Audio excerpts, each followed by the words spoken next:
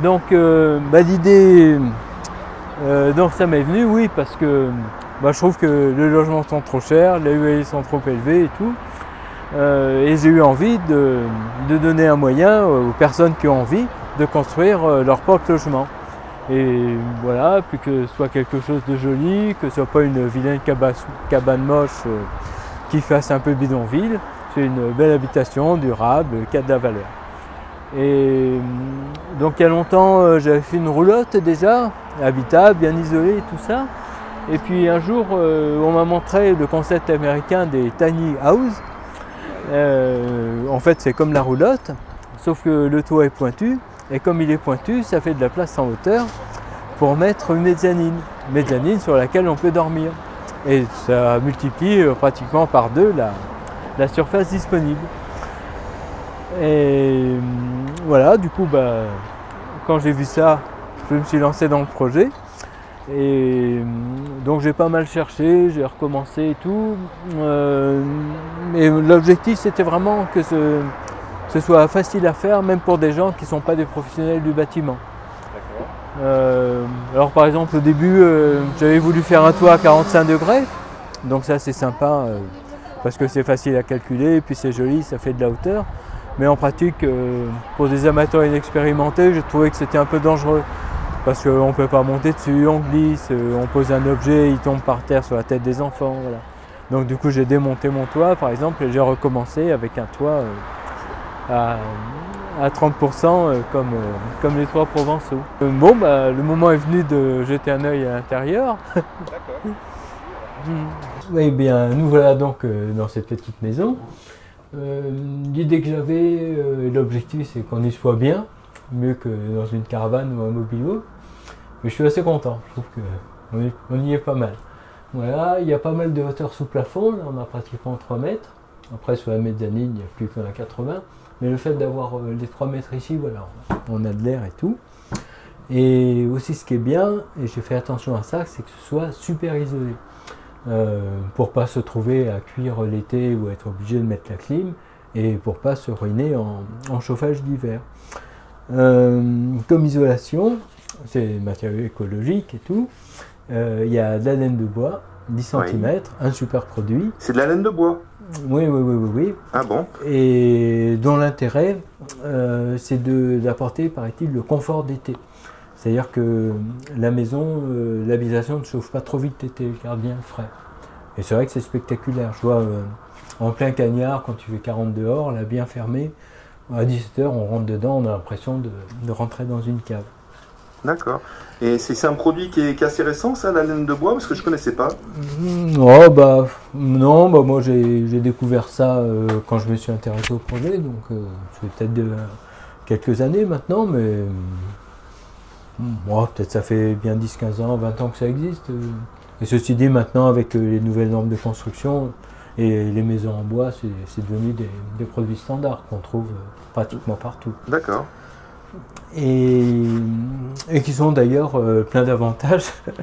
Par exemple, une histoire de capillarité, c'est-à-dire dans la laine de verre, il n'y a pas cette histoire de capillarité, si on met de l'eau à cet endroit, elle reste à cet endroit, elle s'en va pas. Alors que là, ça fait comme dans un vêtement à chiffon, si on met une goutte d'eau ici, elle va se répartir un peu dans l'épaisseur, elle va sécher. D'accord. Elle va sécher d'autant mieux qu'elle est protégée, toute la maison est protégée avec ça à l'extérieur. Ça s'appelle un film par pluie, donc c'est un drôle de matériau. C'est étanche à l'eau, on peut faire un bassin si on veut avec, on met de l'eau, il n'y a pas une goutte qui passe. Par contre, si on met sur la bouche, là comme ça, on arrive à respirer à travers. Ah bon? Ça laisse passer les gaz. On respire mal, mais on respire quand même. Et du coup, si je mets mon eau ici, elle va finir par aller là, elle va sécher, se transformer en vapeur d'eau et s'en aller à l'extérieur. D'accord. Ok. Et le produit bleu, il s'appelle comment? Un pare-pluie. Un pare-pluie. Parce qu'il protège de la pluie et après on se dit, tiens, on pourrait aussi mettre un film en plastique, mais non, parce que c'est un pare-pluie HPV et à haute perméabilité à la vapeur d'eau. D'accord. Et pourquoi il faut se débarrasser comme ça de la vapeur d'eau? Parce qu'en fait, dans les habitations, on fait énormément d'humidité, en parlant, en transpirant, en faisant la cuisine et tout. Oui. Et cette humidité, elle n'a qu'une envie, c'est aller se loger dans l'isolant. Et après, mettons que quand on est en hiver, bah ici à l'intérieur de la maison il fait 20 degrés, là il fait 0, et entre les deux, ici quelque part, il va faire 5 degrés par exemple, ce qu'on appelle le point de rosée. Et à cet endroit-là, il va y avoir de l'humidité, de la flotte. D'accord. Et quand on a de la laine de verre, justement, l'eau elle reste à cet endroit-là. En général, là du coup c'est contre une poutre, et du coup la poutre elle est toujours mouillée. Alors que pour autant, on n'a pas de fuite dans le toit. Et comme il est mouillé, il finit par pourrir et puis par tomber. Et c'est pour ça que dans les maisons actuelles, isolées à la laine de verre, il faut faire super attention à ce qu'il n'y ait jamais d'humidité qui aille dedans. Donc là, on met un plastique hyper étanche à l'intérieur, qu'il ne faut pas qu'il soit abîmé, rien, qu'on appelle le pare-vapeur. Et pour se protéger aussi en plus, on met la VMC, qu'on a tous maintenant, et qui en permanence aspire, met la maison en dépression pour surtout éviter que cette histoire de vapeur d'eau qui aille dans l'isolant. D'accord. Et là, ce qui est génial, c'est qu'avec ce produit-là, c'est plus un problème. D'autant plus que les murs, ils sont super étanches parce que c'est des grands panneaux de bois, un truc qui s'appelle le 3 plis, là, qui m'a servi à faire T'as pas ramené d'échantillon du 3 plis, non? J'ai pas d'échantillon du 3 plis parce que je l'ai oublié aujourd'hui. D'accord. Voilà. C'est un contreplaqué? C'est comme un contreplaqué. Ou c'est un aggloméré? Un très gros contreplaqué de planches de bois de sapin. Et effectivement, il y a 3 couches. C'est pour ça que ça s'appelle 3 plis. Les couches, c'est un pli. D'accord. Et le fait qu'elles soient entrecroisées, ça fait qu'on a un bois qui ne se fend pas. Et qui arrive à être très grand. Et ça nous fait des grands panneaux solides. Et c'est génial parce que c'est un matériau qui est propre. Et du coup, tout de suite, on a un intérieur de la maison qui est fini. Il n'y a pas de placo à faire, il n'y a pas de fente à boucher, il n'y a pas de courant d'air, rien. C'est tout de suite propre. Voilà. Et tant que je suis dans les courants d'air, quand même, oui. C'est très important de surtout pas faire une boîte complètement étanche. Parce que à la fin de la première journée, du coup, on va se trouver avec de la condensation de partout. Il faut toujours que ce soit très ventilé. Pour remplacer, je ne sais plus, plusieurs fois dans l'heure, l'air de la maison. Le volume d'air, remplacer le volume d'air, oui, oui, tout à fait. Donc ce qui se fait dans les maisons avec la VMC. Et là ici, par exemple, il y a, hop, voilà, je n'ai pas trouvé de joli grille à mettre, mais il y a une grosse aération en bas, il y a la même en haut. Il y a une hotte aspirante et tout aussi, pour justement renouveler en permanence l'air de la maison et se débarrasser de cette humidité. Et si on ne fait pas ça, à l'endroit le plus froid, il y a toujours un endroit le plus froid, il sera toujours humide. Et en quelques semaines, quelques mois, ça fera des grosses tasses de moisis. Une maison, voilà, pas saine, qui sent le moisi et tout. Comme je vous l'ai dit au début, donc c'est un concept américain, oui. Les tiny house. Donc, tiny, ça veut dire tout petit quelque part. House, c'est maison. En français, on dirait micro-maison peut-être. Oui. C'est comme ça qu'on dit dans Wikipédia. Ce concept américain, il date à peu près des années 2000, quelque chose comme ça. D'accord, donc il y a 17 ans, quoi. Bon, un petit peu moins, peut-être 2002, 2003. Oui. Et moi, j'en ai eu connaissance au début, en peut-être 2008, on va dire. D'accord. Et voilà, et c'est parti au départ parce que là-bas, ils ont une législation particulière. Et pour eux, c'est interdit de construire petit. C'est juste pas possible. Ah bon? Voilà. Alors que nous, on a plutôt le problème inverse. Nous, on peut faire des tout petits trucs, grand, ça devient difficile. Mais voilà, eux, c'est le contraire. Petit, il n'y a pas le droit. Et lui, il voulait quelque chose de petit, il attendait ça dans sa tête. Et puis, il a eu l'idée, justement, de faire une maison sur une remorque. Du coup, là, au moins, il pouvait faire petit comme il voulait. D'accord. Ça a commencé comme ça. Et puis après, peut-être qu'il y a eu la crise, tout ça. Enfin bon, et puis plein de gens qui se sont dit, moi, je veux pas d'une maison. C'est un concept qui a bien marché aux États-Unis, ça s'est beaucoup développé. Ah oui, oui, complètement. Donc ce concept de tiny house, c'est devenu un vrai mouvement aux États-Unis, avec toute une littérature, des sites internet, plein de réalisations. Après, aux États-Unis, la culture est différente de chez nous. Apparemment, ils ont des villages entiers de mobil-homes que nous, on n'a pas à ma connaissance. Donc aux États-Unis, la réglementation est peut-être un peu différente en France, la culture en tous les cas. Apparemment, ça ne les dérange pas trop d'avoir des villages entiers de mobil-homes. Oui. Bon, en France, à ma connaissance, il n'en est pas question. Du coup, dans ce contexte-là, peut-être qu'effectivement, une maison sur une remorque, ça a l'air possible. Bon, après, j'habite pas aux États-Unis, hein, c'est pas ma préoccupation. J'ai cru comprendre, d'après son livre, où il y a un paragraphe ou deux là-dessus, qu'il peut y avoir des difficultés pour s'installer effectivement dans sa maison, dans sa tiny house aux États-Unis. Et il donne le conseil, que je donne aussi, de d'abord bien régler ce problème de législation avant de se lancer dans le projet et de commencer à vouloir s'installer. C'est une surprise pour personne, la culture en France elle est différente, des villages de mobil-home on n'en a pas, des bidonvilles on n'en veut pas. Et nous, c'est plutôt, et la législation en plus a changé récemment, dans les années Sarkozy, on va dire. Oui. Et du coup, c'est devenu très défavorable à tout ce qui est habitation mobile. Donc maintenant, habiter dans une caravane, c'est mal vu, c'est difficile et tout. Donc tant qu'à faire, tant qu'à construire une petite maison comme ça, autant s'assurer d'avoir les autorisations, faire une déclaration de travaux, Oui. faire une maison fixe, que du coup, on peut faire un tout petit peu plus grande que ça, parce que là, moi, comme c'est mobile, je suis limité au gabarit routier, c'est-à-dire 2,50 m de large, Oui. ce qui n'est pas rigolo, parce que ça évite d'avoir un toit qui déborde trop, enfin voilà. Puis c'est vrai que si j'avais 1 m 50 cm de plus en largeur, ça ne coûterait pas beaucoup plus cher et ce serait quand même vachement sympa. Voilà, donc la mobilité c'est bien, comme ça voilà, et puis ça fait rêver, on a le fantasme de pouvoir s'installer en pleine nature, Oui. dans un endroit protégé, mais bon, déjà, un c'est interdit, deux ça n'a pas de sens écologiquement. Donc c'est peut-être pas une idée à cultiver. Voilà, donc là on est dans l'entrée, Oui. et qui est sympa parce que comme je disais tout à l'heure, il y a beaucoup de hauteur sous plafond. Oui. 3 mètres c'est presque plus que dans une maison, du coup on est bien, on est à l'air et tout. J'ai fait en sorte qu'il y ait des grandes fenêtres aussi, qu'on ne se sente pas enfermé. Oui. Et là on a une petite table pour travailler avec des rallonges. Voilà, qu'on peut sortir. Alors ça s'alimente directement sur le courant on verra ça tout à l'heure. EDF, oui, d'accord. Voilà, donc là une petite table avec des rallonges, donc on peut sortir. Du coup, ça peut faire une grande table si on veut. Voilà, on peut manger à 4, pourquoi pas.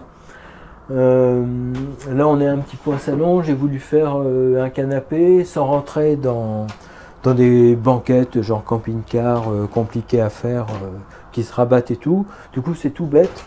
C'est des bancs comme ça, avec des coussins pas chers, 60 Oui. par 60, et c'est génial. Quand c'est mis comme ça, et ben, ça peut faire une banquette, un lit d'appoint, on peut dormir. Après, c'est super léger. Du coup, oui. si on veut, on peut les sortir, les mettre dehors pour discuter, bavarder dehors. On peut les assembler comme assises pour manger à 4, recevoir des amis autour de la table. Voilà. Donc c'est tout simple, tout bête, excellent. Ok. En toute modestie. En haut, on a l'espace mezzanine. Oui. Donc je suis un peu déçu, il est un peu bas sous plafond parce qu'au début je voulais faire un toit plus pentu, et comme j'avais expliqué tout à l'heure, pour la facilité de construction par des gens qui ne sont pas ni des acrobates ni des professionnels du bâtiment, j'ai baissé la pente du toit. Ce qui n'empêche qu'il reste, je sais plus, 90 cm je crois. Donc on arrive quand même à s'asseoir dans le lit, être à 4 pattes, se retourner, voilà, faire le lit sans avoir l'impression de faire une équipée de spéléologie. Voilà, donc là, c'est l'espace couchage. Donc les matelas, jamais, il faut que ce soit directement posé sur le sol, sinon il y a toujours une condensation de folie dessous et puis ça moisit, mais en quelques semaines. Ah oui. Donc il y a juste une petite clé pour T'as mis des lattes pour faire voilà, c'est interposition. une sorte de caillebotis en bois, juste pour ventiler. Ok, ok. Et là, le matelas, c'est un futon, j'aime bien, c'est un peu ferme. Comme là c'est l'été, il n'y a pas de couette bien épaisse. Très important, il y a plein de caisses de rangement, de différentes tailles un peu sur le côté, donc ça peut faire aussi un peu table de chevet, tout ça. Et très important aussi, tout ça, ça se démonte, ça peut se sortir. Parce que comme c'est petit, c'est pas facile de faire le ménage là-dedans. Ah oui, d'accord. Ouais. Voilà. Du coup, pour le grand ménage de printemps, on sort tout, on met tout dehors, c'est tout clean, et puis on peut bien nettoyer. Comme c'est petit et ça a besoin de rangement. Il y a beaucoup de rangements là, à l'entrée alors. Oui, voilà. Sur tous les. Donc c'est important. Là, voilà, il y a un espace de rangement comme ça où on peut mettre. Ce qu'on a à mettre. Et très important aussi, un grand placard un peu haut pour servir de penderie, pour ranger les balais, l'éventuel aspirateur. D'accord. Qui est carrément indispensable. Le chauffage. Oui. Donc comme c'est un tout petit volume, que c'est super bien isolé, ça se chauffe carrément tout seul. Du coup, il n'est pas question de mettre un poêle à bois. Parce qu'on aurait trop chaud, c'est pas possible. En plus, c'est super dangereux parce que comme c'est tout petit, il y a peu de volume d'oxygène et d'air. S'il y a le moins de problèmes de tirage, et c'est quand même relativement étanche et tout, s'il y a le moins de problèmes de tirage, voilà, c'est autant de morts que d'habitants. Et donc ça, c'est un vrai chauffage, c'est Truma là, qui fabrique ça. C'est spécial caravane et c'est étanche. C'est-à-dire que ça ne prend pas du tout l'air à l'intérieur de l'habitation. Il y a un conduit, on appelle ça une ventouse, qui aspire l'air de l'extérieur, ça passe là-dedans, ça chauffe et les gaz brûlés ressortent. D'accord, donc c'est un petit chauffage à bois, mais qui... Non, à gaz. Ah, c'est un chauffage à gaz, d'accord. Voilà, et donc qui s'allume là avec un bouton, je ne sais plus où, là, comme les radiateurs à gaz. Ok. Et en tous les cas, voilà, qui est super sécurisé, qui risque pas d'asphyxier les gens, qui se règle bien, etc. Et donc là, je ne vais pas démonter, mais caché derrière, il y a un ventilateur qui est vendu avec, et ça sert dans les caravanes, dans les mobil-homes, à envoyer la chaleur dans des tuyaux, et du coup, pour les chauffer sous les fenêtres et tout, à plein d'endroits, pour avoir chaud tout de suite. Moi, je m'en suis servi, c'est pour envoyer la chaleur dans le cabinet de toilette qui est ici, qui a ses propres aérations et tout. Comme ça prend l'air ici de l'habitation, ça le chauffe, ça l'envoie dans le cabinet de toilette où on prend la douche, et tout l'air chaud de la douche et l'humidité, etc. Et les mauvaises odeurs quand on fait un gros caca, tout ça, ça va à l'extérieur, sans aller polluer l'air de la maison. Et là, je vais faire en sorte d'avoir une porte qui ferme bien et qui est pratiquement étanche. D'accord. Donc toujours très important, la ventilation, tout ça, etc. Donc j'ai eu de la chance de trouver cette hotte là, qui est très mince et pas chère du tout en plus, comme ça elle passe sous la fenêtre. Voilà, pour bien absorber toutes les vapeurs de cuisson, les odeurs de cuisson, de la cuisine. Voilà, là le plan de travail il est un peu moins large qu'un plan standard, d'habitude c'est 60, là j'ai diminué à 50. Ça permet quand même de loger un petit frigo standard. Voilà, qu'en plus c'est pas très cher. Ça c'est génial aussi, c'est du matériel prévu pour le camping caravaning, et c'est un combiné, ça fait à la fois évier et à la fois plaque de cuisson. Ah d'accord, ça fait les deux en même temps. Génial, oui. Là c'est un plan de travail de cuisine, classique, en hêtre et tout. Voilà, tiroir pour les couverts, un petit rangement. Prise de courant pour le micro-ondes, la bouilloire, je sais pas. Et de partout, toujours important, des rangements. Donc là, c'est la douche. Voilà. Et puis ici, donc, on a un petit lavabo. Voilà, classique. Avec un miroir. Voilà. Et puis, juste comme on est là, là, c'est le petit réglage du ventilateur dont je parlais tout à l'heure, qui va envoyer de l'air chaud dans le cabinet de toilette. D'accord. Pour, même si j'ai la pierre fendre dehors, prendre une douche au chaud. Donc les toilettes, c'est tout bête, des toilettes sèches, une réserve quelconque de sueur pour recouvrir son gros caca pour pas que ça sente mauvais. Et les toilettes sèches, c'est tout bête, un seau hygiénique. Donc au départ, on amorce en mettant, je sais pas, 5-10 cm de sueur, on fait ce qu'on a à faire, on remplit. Et quand il est plein, même avant qu'il soit plein, on va le vider dehors dans un bac à compost. D'accord. Voilà, 17 €. Ça n'a pas besoin d'être grand. Oui. Et voilà, qu'est-ce que je voulais dire? Du coup, on peut s'installer tranquillement, même si on a du monde, pour faire ce qu'on a à faire en toute intimité et tout, sans être dérangé ici dans le cabinet de toilette. D'accord. Avec la porte bien fermée. Et puis si on veut prendre la douche, on le sort, on l'enlève. En général, je le mets sous le lavabo, comme ça. Okay. Voilà, le tour est joué. Voilà, donc j'ai fait en sorte que cette petite maison, elle soit le plus facile possible à faire. Donc en pratique, elle est vraiment facile à faire. Tout le monde peut y arriver. Je le sais, parce qu'il se trouve que ça fait plus de 10 ans maintenant que j'anime des stages pour montrer comment faire des meubles soi-même, des meubles comme ça par exemple. Voilà, et je vois j'ai un public plus que varié et tout le monde y arrive toujours. Par contre, il faut un minimum d'explications quand même. Donc c'est pour ça que j'ai rédigé ces petits livres, une toute petite maison à faire soi-même, que je vends sur internet à partir de mon site boisfacile.com. Oui. Voilà, vous trouverez facilement. Et je l'ai fait en 2 volumes. Un premier qui a toutes les infos que j'ai jugé dont je pense qu'on pourrait avoir besoin pour étudier son projet. Est-ce que je fais mobile, pas mobile, est-ce que je fais grand, est-ce que je fais petit, est-ce que je le fais, est-ce que je le fais pas. Voilà. Donc ça c'est pas mal. Et le deuxième volume, celui-là, c'est vraiment quand on est prêt, on sait ce qu'on veut faire, on a les sous, on a le terrain, on a le temps. Et à ce moment-là, on peut acheter ce livre et lui, il explique vraiment toutes les manips, même quand tu ne connais rien, pour monter les murs, arranger les difficultés, etc. Ok, voilà. Et donc, ça t'a pris combien de temps pour faire ces 2 volumes? Beaucoup. Pour faire la petite maison... Tu as commencé combien de temps? Voilà. Combien de temps pour faire ces livres? Beaucoup plus que pour faire la petite maison. Pour faire la petite maison, juste pour en parler comme ça, il y a 5 000 € de matériaux et 1 mois de boulot, 4 semaines pour une personne aidée par une autre.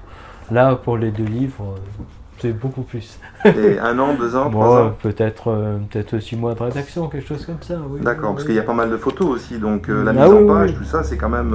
Oui, puis c'est vraiment fait pour... voilà, c'est vraiment fait pour faire sa petite maison. www.bois-facile.com. Donc, on a pu faire cette interview parce que j'ai eu la chance d'être invité par la Biocop d'Aix-en-Provence, et qui organise ce soir un marché nocturne de 19h à 22h. D'accord. Avec plein de producteurs, de la musique, et voilà.